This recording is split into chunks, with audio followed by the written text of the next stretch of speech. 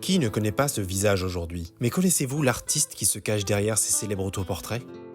Frida Kahlo est une peintre mexicaine, née le 6 juillet 1907 à Coyoacán, près de Mexico. Figure incontournable de l'art du XXe siècle, elle est connue pour ses autoportraits intenses où elle transforme ses blessures en images puissantes, mêlant souffrance personnelle, identité culturelle et symbolisme universel. Son destin est marqué par la douleur. À 6 ans, elle contracte la polio, ce qui laisse sa jambe droite atrophiée. Plus tard, à 18 ans, elle est victime d'un accident de bus. Sa colonne vertébrale est brisée, son bassin fracturé et elle subit de nombreuses blessures intenses. Elle connaîtra plus de 30 opérations au cours de sa vie. Alitée pendant sa convalescence, elle commence à peindre en utilisant un chevalet spécial. Son premier autoportrait date de cette période. C'est le début d'une œuvre où son corps devient le miroir de son âme. En 1929, elle épouse le grand peintre muraliste Diego Rivera, de 20 ans son aîné. Leur union est à la fois passionnée et tourmentée, marquée par des infidélités réciproques. Cette relation inspire de nombreuses toiles où Frida exprime ses désirs, ses colères et ses blessures. Dans Diego Io, par exemple,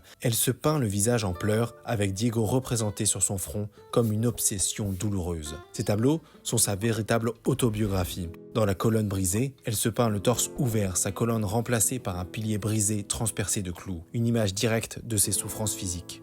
Dans Henry Ford Hospital, elle raconte son expérience tragique d'une fausse couche, son corps entouré de symboles de la maternité impossible. Mais Frida ne peint pas que la douleur. Dans Les deux Frida, elle explore son identité multiple, entre héritage mexicain et influence européenne, entre femme amoureuse et femme indépendante. Frida Kahlo meurt en 1954, à 47 ans, probablement des suites de sa santé fragile. Aujourd'hui, Frida est plus qu'une peintre. Elle est un symbole de résilience, de féminisme, de liberté artistique et d'identité mexicaine.